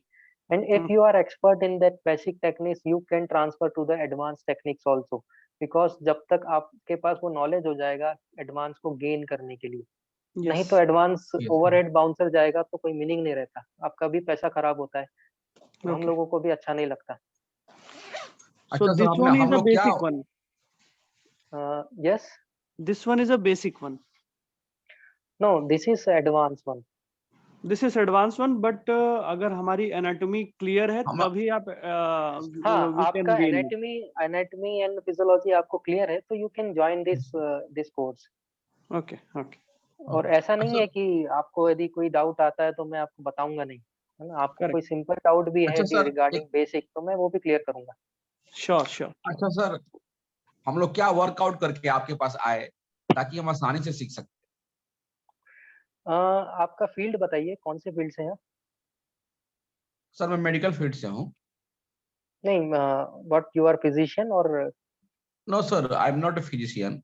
मैं बीएमएस करके मैंने मैंने हम लोग डिफेंस में थे सर, तो हम लोग सारे ओके, फील्ड में काम किए हैं। बीएमएस, ठीक है। तो आपको बीएमएस बेसिक हो तो बाहर एनाटॉमी एक का, आधार सर्टिफिकेट लिया सर मैंने, लेकिन हाँ, हम लोग सारे आप फील्ड में काम किए, ट्रॉफी में काम किए हैं, लैब में भी काम किए हैं, ओटी में भी मैं काम तो किया हूँ। आपको एनाटॉमी का थोड़ा यस नॉलेज सर, होना चाहिए, हाँ नॉलेज है सर। है ना। मसल्स का आपको नॉलेज होना चाहिए, हाँ सर, लिगामेंट्स का आपको नॉलेज होना चाहिए, जॉइंट्स का नॉलेज, दैट्स इट। ये सब नॉलेज है सर, मैंने इसी सर को वर्कआउट कर पा सर रहा है मेरा सर। हाँ जी। एक मिनट, मेरा एक सुझाव है कि जो रजिस्ट्रेशन करेंगे उनका हम ग्रुप बना रहे, तो yes mean sir, while yes sir. Time में उनको स्टडी करने के लिए कुछ दे सकते हैं ना। हाँ हाँ, सर, हम हाँ लोग थोड़ा पढ़ के प्रोवाइड आए, करेंगे। स्टडी करके आए, हम लोग हाँ पढ़ के थोड़ा आएंगे सर तो अच्छा रहेगा सर। तो हाँ, जो बिकॉज क्या है, रजिस्ट्रेशन करेंगे ना का हम यस, देखेंगे, स्टेप बाय स्टेप देंगे स्टडी मटेरियल आपको, स्टडी करके हाँ आओ। हाँ सर, ये सही रहेगा सर। हाँ? अब आप बिकॉज तो क्या हो है सर, रवि जी कि आप तो ग्रुप में हो। हाँ हाँ, मैं तो हूँ सर, मैं तो रिहर्सल भी करा लिया हूँ सर। बिकॉज क्या है कि हेलो। मैं नहीं चाहता कि कोई भी स्टूडेंट का पैसा बर्बाद जाए। हम लोगों को पता है आप लोग कितना मेहनत से पैसा कमाते हैं, इसलिए आपसे रिक्वेस्ट है कि जो हम लोग स्टडी मटेरियल देंगे उसको गो थ्रू करके आइएगा, ताकि आप इजीली समझ पाए। इजीली मुझसे जितने डाउट पूछेंगे मैं उतना आपको आंसर कर पाऊंगा और आप उतना मुझसे गेन करके जाएंगे। हाँ नहीं सर, वर्कआउट करके आएंगे। जी मैं अभी से मैं पूरा जो इलेक्ट्रॉनिक फिजियोलॉजी पढ़ रहा हूँ सर। बिल्कुल पढ़िए आप में, और हम लोग स्टडी मटेरियल भी देंगे आपको, यस सर, वो भी आप वर्कआउट करके आइएगा। Thank you sir. Sir thank मुझे यू ये वेरी मच पूछना फॉर था, योर टाइम। जैसे कि कैलोरीज। हेलो। आपका आवाज क्लियर नहीं आ रहा है सर मेरे सर अभी आ रहा है? हेलो। हाँ जी, हेलो। Hello sir. हेलो। हाँ बोलिए बोलिए बोलिए हेलो सर। बोलिए जी बोलिए। हाँ सर, ये मैं पूछना चाह रहा हूँ सर कि हम्म। ये इंडिया में कोई भी कायरोप्रैक्टर अभी तक आया है बन के? देखो, मेरे नॉलेज में नहीं है कि इंडिया में कोई कायरोप्रैक्टर बन के आया है, क्योंकि एक बिकॉज क्या पटना में होता है है सर, कि कायरोप्रैक्टिस तो, करने के लिए जब तो 8 एक साल डॉक्टर, का कोर्स तो आदमी एक करता है। पटना में पटना डॉक्टर रजनीकांत था, रजनीकांत करके पटना में है सर। कायरोप्रैक्टर लिखते हैं वो, क्या इट इज ट्रू हाँ या हाँ हाँ। फिर रॉन्ग? देखिए, मैं पर्सनली रजनीकांत जी को नहीं पर्सनली जानता, नहीं है सर, लेकिन मतलब कि वो लिखते हैं अपने आप को कायरोप्रैक्टर, उसमें अपना। आज के बाद अब इस रूल के आने के बाद कोई नहीं लिख पाएगा। ओके। जो अभी रूल आया है ना कि nobody can use the word, it's reserved for the Indian international chiropractors। आज अब के बाद कायरोप्रैक्टर कोई अपने नाम के आगे लिख नहीं पाएगा। अभी तक जो लिख रहे थे वो सब चल रहा था, इंडिया देश है, भारत देश है, यहाँ पे सब चल रहा है। सब चल तो रहा है अब लेकिन कोई नहीं लिख पाएगा। Sir and bone chiropractic setting 8 साल का कोर्स करने के बाद कायरोप्रैक्टर इसलिए इंडिया में नहीं आते हैं क्योंकि 1 से 2 करोड़ रुपया खर्च होता है 8 साल का कोर्स करने में। अंडरस्टूड। और आप सोचते हैं कि कोई 2 करोड़ रुपए खर्च करके यूएस में फिर इंडिया लौटेगा और यहाँ पे 200 रुपए फीस में है इलाज करेगा? नहीं करेगा। इसलिए जिसने भी कायरोप्रैक्टिस 8 साल का या 5 साल का कोर्स किया है वो वहीं सेटल हो जाते हैं। और यहाँ तो मैंने भी सर 2 साल ऐसा का, नहीं। मैंने भी जो मेरा कोर्स है, मेरा 2 साल का diploma, master diploma in chiropractic मेरा कोर्स है। ठीक है, तो 2 साल में इंटरनेशनल यूनिवर्सिटी से जो मैंने कोर्स किया है, 2 साल का मास्टर डिप्लोमा, उसमें सर हम लोग भी अब लिखने। हम लोग को हाँ जी, सर्टिफिकेट क्या मिलेगा उसमें लिख के? आपको Indian bone setting traditional methods and body alignment manipulative therapies का सर्टिफिकेट्स देंगे। उसके बेसिस पे आप मैनुअल थेरेपी कर सकते हैं। देखो, सिखाएंगे हम लोग वही जो पहले सिखा रहे थे। लेकिन उसका नाम बदल दिया जाएगा because of this rules and regulation, कि आपको भी खतरा ना हो और हम लोगों को भी खतरा ना हो। सर नाम पे कोई इतना चर्चा करने की जरूरत नहीं, नाम से नहीं होता है। अभी जैसे मैं प्रैक्टिस कर रहा हूँ, मेरे पास रश है, तो काम जरूरी है, और इमेज देख के लोगों को पता चल जाता है बोर्ड पे कि यहाँ पे कायरोप्रैक्टिक का काम होता है। तो बोन सेटिंग बोला तो भी आज के डेट में कोई प्रॉब्लम नहीं है, लोगों को पता चल सब जाता लोग है। जानते हैं सर बोन सेटिंग क्या होता और है। इसमें सर माउथ पब्लिसिटी से ही बहुत भीड़ आती है, और आपको भी लिमिटेशन है, आप कितने पेशेंट करेंगे। बराबर है सर। देखिए हम लोग हमारा जो मेरा जो पर्सनली मैं इसलिए मैं आपको इतना क्लियरिटी से बता रहा हूँ ये सारी चीजें। मुझे मालूम है, इसमें से भी मैंने ये बोला कि यहाँ पे लॉ आ गया है, कायरोप्रैक्टर आप नहीं लिख पाएंगे, तो मुझे पता है कि यहाँ से सब लोग क्विट कर देंगे, मेरा वर्कशॉप कोई करने वाले नहीं है। लेकिन मैं आपसे कोई भी चीज छुपाना नहीं चाहता, मैं आपके साथ कोई भी फ्रॉड नहीं करना चाहता। कल से आप ये कोर्स करके गए, आपने कायरोप्रैक्टर लिखा और आप फंस गए कहीं किसी केस में, तो आप तो मुझे बोलेंगे ना कि डॉक्टर रजत ने आपको सिखाया, हमको सिखाया था, गलत सिखाया या फ्रॉड किया हमारे साथ। तो मैं ऐसा बिल्कुल नहीं करने वाला, इसलिए मैं मेरे वर्ड्स पे बिल्कुल क्लियर हूँ कि इस लॉ के बाद आप लोग ये वर्ड यूज नहीं कर सकते, इट्स रिजर्व, है ना। इसके और हम लोग स्किल्स आपको पूरी देंगे, आपको स्किल्स लेने से मतलब है, आपको अपने पेशेंट ठीक करने से मतलब है, ना कि हाँ आपको सर, एमडी लिखने से मतलब है, ना एमडी कि लिखने आपको से डॉक्टर मतलब लिखने से सर मतलब है, ना कि कायरोप्रैक्टी आपको में कितने सर कायरोप्रैक्टी में कितने मेथड है? 1 2 300 200 20 300 बहुत सारे 80 मेथड्स, 80 बोन सेटिंग्स हम लोग आपको सिखाएंगे, कम से कम 80 80? बोन सेटिंग्स में। हाँ जी, ओके बिकॉज मेरी तरफ जितने से भी एक क्वेश्चन कोर्स सर। इंडिया में चल रहे हैं, जो भी यूज कर रहे हैं कायरोप्रैक्टिक या डिप्लोमा जो भी दे रहे हैं आपको कायरोप्रैक्टिक, अभी तक तो ठीक था, बट अब वो डिप्लोमा आपका किसी भी इंस्टीट्यूट से वैलिड नहीं है। तो ओके जो दे भी आप रहे हैं वो आप जो भी दे दे भी रहे थे रहे हैं वो पहले, गलत कर। आप भी दे रहे हाँ थे जी, पहले, आप भी हम दे रहे लोग थे भी दे रहे पहले। थे, हम लोग भी दे रहे थे, बट ये रूल नहीं आया था उसके पहले, हम लोग दे रहे थे। लेकिन अभी जो रूल आया है, हम लोगों के भी हाथ बंध गए कि हम लोग भी अब नहीं दे पाएंगे, ये और कब कोई आया भी रूल, इंस्टीट्यूट कैसे नहीं आया? दे पाएगा। यार ये एक बहुत टाइम से केस चल रहा था, एंड मुझे एक दो दिन में पता लगा कि ये लॉ अभी आ गया है, बिकॉज इंडिया में इंटरनेशनल कायरोप्रैक्टर्स जो हैं वो माइग्रेट हो रहे हैं। और इस तरह से YouTube पे फेक वीडियोस डाल के जो कायरोप्रैक्टर्स वर्ड की जो बदनामी कर दी है, या कायरोप्रैक्टर्स वर्ड्स कायरोप्रैक्टिक के नाम पे जो जो जिसको बोलते हैं एग्जाजरेशन YouTube पे दिखा दिया गया है, इसीलिए ये रूल लाए हैं कि किसी पेशेंट को डैमेज ना हो। YouTube देख के कई लोग चटकाते रहते हैं, उसको कॉपी करने का कोशिश करते हैं, इसीलिए इंटरनेशनल एसोसिएशन ऑफ कायरोप्रैक्टिस ने ये रूल निकाले हैं। इसमें कोई कोई कुछ नहीं कर सकता, बिकॉज और हम लोग कोई फेक बात भी नहीं कर रहे हैं। You can search on the Google की what is the rule, and जो भी इंस्टीट्यूट आपको ये दावा करता है कि हम लोग आपको कायरोप्रैक्टर का सर्टिफिकेट देंगे, वो फेक होगा। Thank you. हेलो हेलो जी सर, ये जी जी सर्टिफिकेट आप पार्टिसिपेशन के लिए दे देंगे और कंप्लीशन में दे देंगे सर? हाँ, कंप्लीशन सर्टिफिकेट देंगे। Completion certificate, thank you. हाँ जी हेलो हेलो जी जी मयंक जी।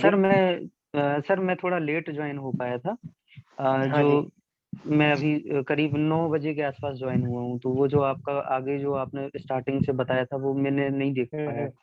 आपको रिकॉर्डिंग आ जाएगी सर, रिकॉर्डिंग जी मिल जाएगी। मिल सर जाएगा, आपको मिल मैं जाएगा। सर मैं ये रिक्वेस्ट कर रहा था सर, जैसे ये मैंने सबका ये बात सुना हुआ है, बहुत से लोग इसमें प्रैक्टिस भी कर रहे हैं, बट जैसे मैं मेडिकल फील्ड से जुड़ा हुआ हूँ, बट ये अभी ये थेरेपी वगैरह का उतना ज्यादा नॉलेज नहीं है, तो क्या मैं आ सकता हूँ क्या इसमें?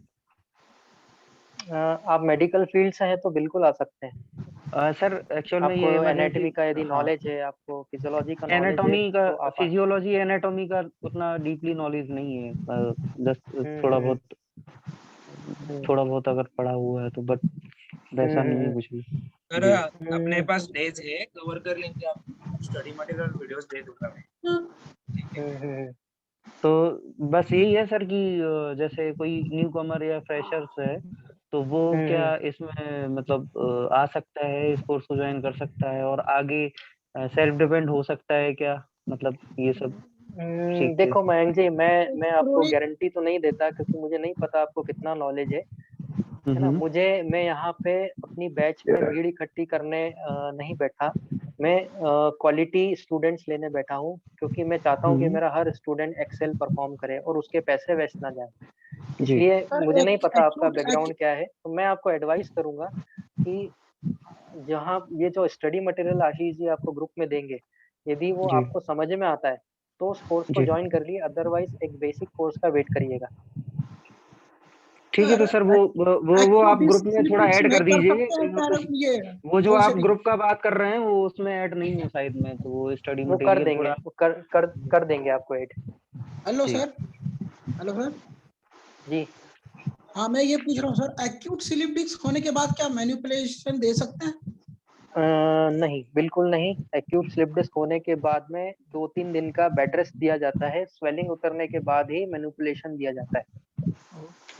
ये क्रोनिक वाले को कितना सेटिंग देना पड़ेगा जो आराम आ जाएगा? सर डिपेंड करता है, आराम तो एक सेटिंग में भी आ जाता है। वो डिपेंड करता है उसको कि आपने अगर किस क्रोनिक है, तरीके से 2-3 किया साल का है। क्रोनिक है पेशेंट, हाँ, तो वो आपके स्किल पे डिपेंड करता है। यदि आपने अच्छे से परफॉर्म किया तो 1 या 2 सेटिंग में रिलीफ हो जाता है, अदरवाइज 5-6-7 सेटिंग भी देना पड़ता है। ये फिर वापस भी हो जाता है? सुनने में आता है कि 2-3 दिन के बाद फिर वापस दर्द आ जाता है, ऐसा भी होता है? 2-3 दिन बाद इसलिए दर्द आता है सर जी क्योंकि एक्सरसाइज नहीं सिखाई जाती है। मैंने लेक्चर में बोला कि एक्सरसाइज प्रोग्राम नहीं बताया जाता है, इसलिए वो रिपीट हो जाता है। हम लोग इसमें एक्सरसाइज प्रोग्राम भी बताएंगे आपको, जिससे वो रिजल्ट आपका परमानेंट रहे, ताकि वो मेंटेन रहे। जी जी जी। सर मेरा एक क्वेश्चन है। जी हेलो। हाँ जी। हाँ सर, मेरा एक क्वेश्चन है, पिरिफॉर्मिस और सियाटिका को कैसे डायग्नोस कर सकते हैं? पिरिफॉर्मिस आप फिजियोथेरेपिस्ट हैं? नहीं सर, एक्यूप्रेशर थेरेपिस्ट।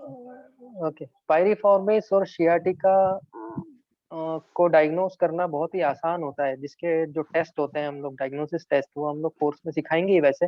थोड़ा सा ब्रीफ कर देता हूँ मैं कि पायरिफॉर्मिस सिंड्रोम को ही सियाटिका बोला जाता है, वो कोई अलग टर्म नहीं है ना। Sciatica is a symptom and piriformis syndrome is a disease, disorder.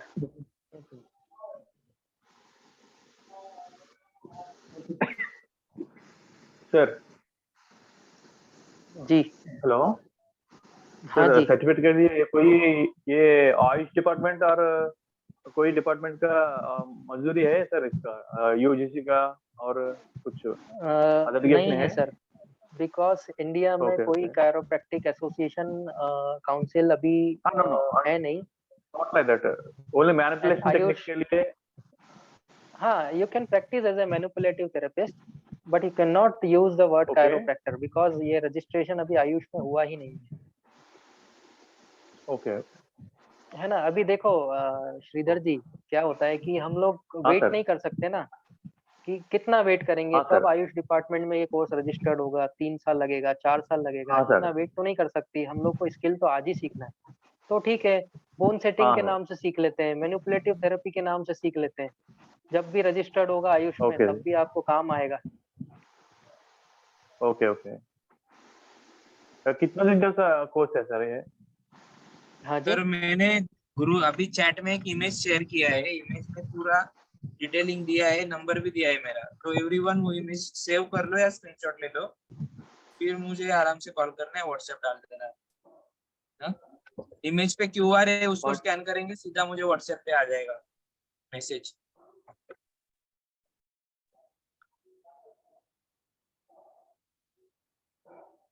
और कोई पूछना चाहता है कुछ?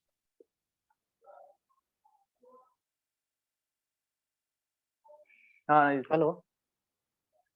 हाँ सर। हाँ, बोन सेटिंग और कायरोप्रैक्टिक में क्या डिफरेंट है सर? हाँ जी।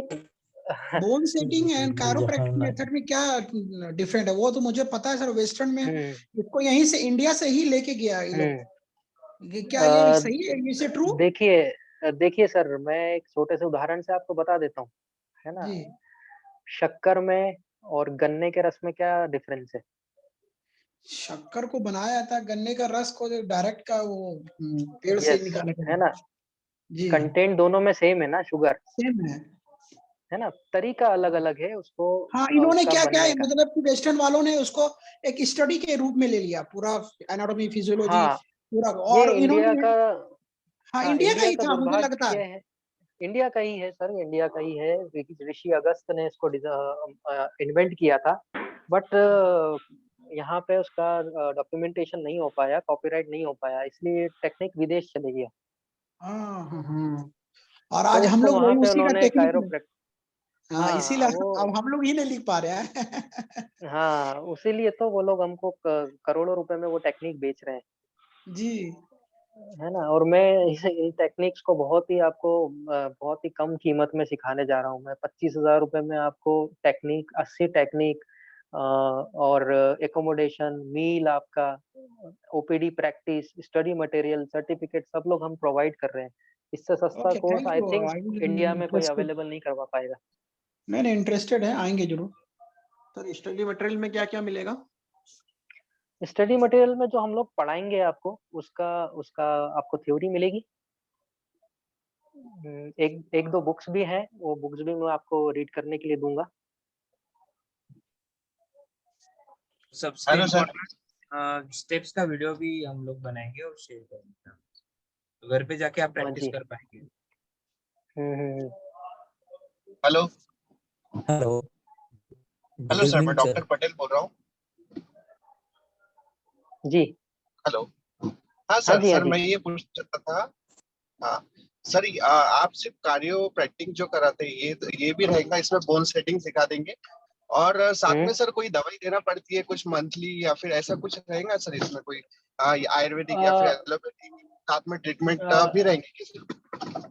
नहीं, बेसिक चीजें हम लोग सिखाएंगे। जैसे एलोपैथी, तो आप लोग यदि डॉक्टर्स हैं तो आप लोगों को खुद को पता होगा कि muscle relaxant, pain killers, multivitamins और ये सब आप लोग दे सकते हैं इन जॉइंट पेन के पेशेंट्स में। ठीक है, तो उसका एक ब्रीफ आइडिया आपको दिया जाएगा। हाँ सर। आयुर्वेदिक मेडिसिन का भी एक ब्रीफ आइडिया दिया जाएगा, जो मैं प्रैक्टिस ओके करता हूँ मेरे क्लिनिक में। Okay sir, okay. जी। तो ठीक है सर, ठीक है, वही पूछना था। हाँ जी।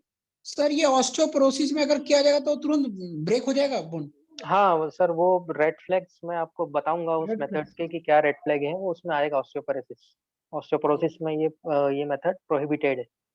Okay, Contra indication after fracture के कितने महीने के बाद नहीं कर सकते हैं, कब तक कर सकते हैं फ्रैक्चर होने के? कोई भी 6 महीना, इससे 7 2 साल 2 साल? Sir at least 4 month. At least 4 month. Okay.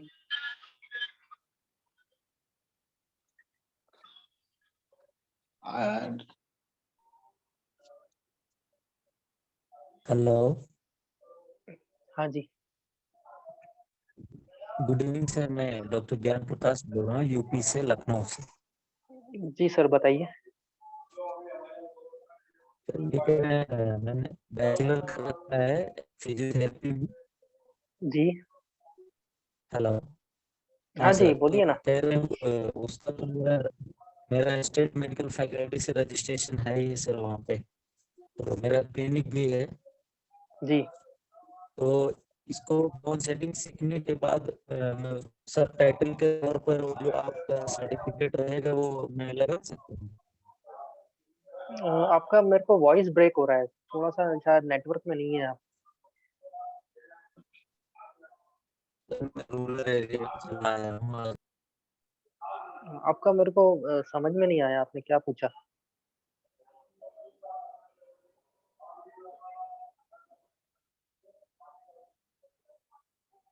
Hello Jayaprakash जी, आप ग्रुप पे डाल दीजिएगा क्वेश्चन, ग्रुप पे जवाब दे दूंगा। जी okay, thank you. Hello sir. Hello sir. Hello. हाँ जी, हाँ जी। सर ये गॉन्स्टेट कायरोप्रैक्टिक में क्या होता है सर? गॉन्स्टेट वाला कौन सा अलग टेक्निक होती है क्या सर? ये सर इंटरनेशनल टेक्निक होती है गॉनस्टेट। ये यूएस का कॉपीराइट पैटर्न टेक्निक है गॉनस्टेट। अच्छा, ये हमेशा देखते हैं कि प्रोन पोजीशन में एक्सटेंशन पोजीशन में देके कंप्रेस कर देते हैं। हाँ, ये सर यूएस का एक मेथड है, गॉनस्टेड मेथड है यूएस में, और अलग-अलग देशों ने अलग-अलग तरीके से कायरोप्रैक्टिस को लॉन्च किया हुआ है ना? कोई उसको गॉनस्टेड के नाम से चेंजेस करके, मॉडिफिकेशन करके अलग-अलग नेम उसको दे देता है। तो बहुत सारी गॉनस्टेड जैसी बहुत सारी मेथड्स होती है। बेसिकली सभी कायरोप्रैक्टिक मेथड्स ही हैं, नाम अलग-अलग हैं और कुछ मॉडिफिकेशंस उसमें रहते हैं। गॉनस्टेड में हमेशा हम देखते हैं कोई टेबल यूज करते हैं, प्रोन पोजीशन में लिटा के उसको लंबर या थोरेसिक के पास सर्वाइकल प्रेस कर देते हैं, थ्रस्ट दे देते हैं। जी सर, वो उसको बोलते हैं ड्रॉप टेबल। वो काफी महंगी आती है, 20-22 लाख रुपए की वो टेबल आती है। तो इतना तो इंडियन लोग अफोर्ड नहीं कर सकते ना। जो आजकल न्यूरोथेरेपी चल रहा है वो क्या है सर? न्यूरोथेरेपी भी सर एक टूल है अपने आप में, जैसे फिजियोथेरेपी होती है वैसे ही न्यूरोथेरेपी है, आयुर्वेदिक पंचकर्मा थेरेपी है, वैसे ही न्यूरोथेरेपी है। सर इसमें हेलो। हाँ जी। सर इसमें जैसे हम फिजियोथेरेपी में कोई मशीनें वगैरह यूज करते हैं, तो इसमें कुछ टूल्स वगैरह यूज करते हैं क्या इसमें? बिल्कुल सर, इसमें टूल्स यूज होते हैं। हम लोग आपको टूल्स से प्रैक्टिस करना सिखाएंगे कि हाँ, अलाइनमेंट टूल्स होते हैं। वो मैं प्रैक्टिस के दौरान आपको सिखाऊंगा अलग-अलग टूल्स से कैसे अलाइनमेंट किया जाता है। सर वो टूल्स महंगे आते हैं या सस्ते आते हैं? बहुत सस्ते होते हैं सर। हेलो। जी सर। हाँ, पुणे से बात कर रहा हूँ सर, कैलाश। जी सर। क्यूरियोसिटी के लिए एक क्वेश्चन पूछना चाहता हूँ आपको। हाँ जी, बताइए। आपने यूएसए से ये जो डिग्री सीखी है, क्या आपको इच्छा नहीं हुई कि वहाँ ही रह जाए, या 1-2 करोड़ रुपए खर्चा करके? पार्डन सर, पार्डन, क्या बोल रहे हैं आप? आपने जो वहाँ से डिग्री हासिल की है इसकी। हाँ जी। हेलो। तो आपकी हाँ जी, हाँ इच्छा जी। नहीं हुई कि वहाँ ही रह जाए?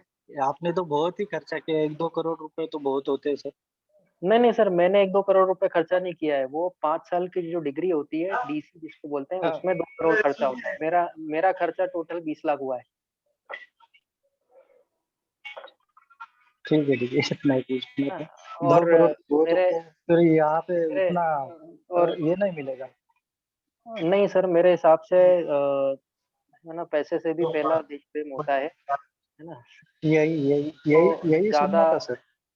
इंडियंस को ज्यादा जरूरत है कायरोप्रैक्टिस मेथड्स की बजाय विदेशियों के, इसलिए मैं कभी विदेश जाने की मैंने सोची नहीं। ठीक है, यही सुनना था सर आपसे, अच्छा लगा। सर एक चीज और पूछना सर, ये क्या कहते हैं, टेनिस एल्बो या गोल्फर एल्बो जो भी होता है सर, इसमें सिर्फ मैनिपुलेशन पेरिफेरल जॉइंट का देना ही ठीक हो जाता है, या स्पाइन का भी देना पड़ता है टोटल? नहीं सर, टोटल देना पड़ेगा। टोटल देना पड़ेगा, तब जाकर रिजल्ट आएगा? तब जाके रिजल्ट आएगा। वो क्यों देना पड़ेगा वो मैं कोर्स में आपको सिखाऊंगा कि टोटल बॉडी का क्यों देना पड़ता है। क्यों देना पड़ता है?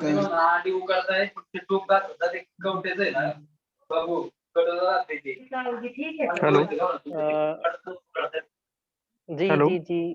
मैं लास्ट 5 मिनट आपको दे रहा हूँ। जो भी क्वेश्चन है आप अपने पूछ लीजिए। Hello I have sir. To leave for another meeting. Yes. Okay sir. Hello. हाँ, पूछिए। सर मैं ये बोल रहा था सर कि जैसे अभी बेसिक अपन को सीखना है, राइट? तो सर इसमें आप थोड़ा हमें सजेस्ट कर दीजिए कि कौन कौन से सब्जेक्ट हैं जो वो अच्छे से प्रिपेयर कर लूं। बेसिक एनाटॉमी, फिजियोलॉजी, बायोमैकेनिक्स, ये आप प्रिपेयर कर सकते हैं। Biomechanics, anatomy, physiology, right? हाँ, सर एक चीज और पूछना था सर, कि ये ऑस्टियोआर्थराइटिस में पर्टिकुलर जॉइंट की ही करनी पड़ेगी नीड, या पूरे स्पाइन की करनी पड़ेगी? सर डिपेंड करता है ऑस्टियोआर्थराइटिस कौन सी ग्रेड में है। ग्रेड सपोज कि 3rd grade 4th grade last stage में है, तो क्या करना है? लास्ट स्टेज में पूरे बॉडी का स्पाइन अलाइनमेंट करना पड़ेगा। इससे रिजल्ट नहीं रहता है क्या सर पूरी बॉडी करने से? हाँ जी पूरे बॉडी का स्पाइन का करने से, पेरिफेरल जॉइंट पूरा स्पाइन का करने से क्या वाकई में नी जॉइंट में असर पड़ता है? 100% पड़ता है सर। मैं आपको लाइव डेमो दिखाऊंगा, प्रैक्टिकल दिखाऊंगा पेशेंट के ऊपर करके।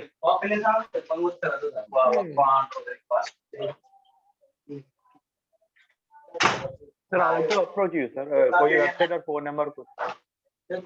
हाँ जी sir how to approach you, any website और फोन नंबर कुछ है? Ashish ji will give you phone number and all details. Ashish ji will give you all the details. The organiser जिनका भी will give you all the registration हुआ है वो सबको कल कॉल आएगा। Okay sir. इन्होंने भी सर? मीटिंग ज्वाइन किया है, अपना मोबाइल नंबर दिया है ना रजिस्ट्रेशन में, सबको हाँ व्हाट्सएप सर, हाँ भी आ सर। जाएगा और कॉल भी आ जाएगा। Okay sir, thank you.